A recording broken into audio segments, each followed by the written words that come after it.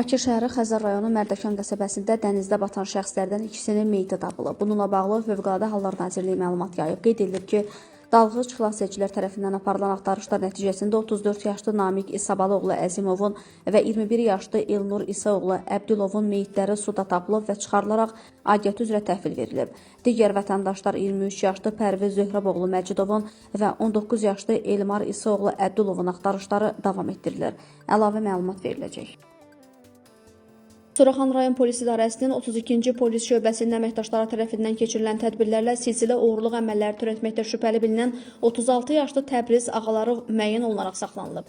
Onun rayon ərazisində müxtəlif vaxtlarda avtomobillərin şüşələrini sındıraraq salonlarından pul və digər qiymətli əşyalar oğurlaması müəyyən edilib. Təbriz Ağalarovun həmçinin moped, bir evdən isə elektrik naqilləri, işıqlandırma avadanlıqları və təmir alətləri uğurladığı məlum olub. Faktlarla bağlı polis şöbəsində araşdırma aparılır. Bakının Yasamal rayonunda baş verən yol nəqliyyat hadisəsi zamanı motosiklet sürücüsü yüngül xəsarət alıb. Bu barədə Baş Dövlət Yol Polisi İdarəsindən məlumat verilib.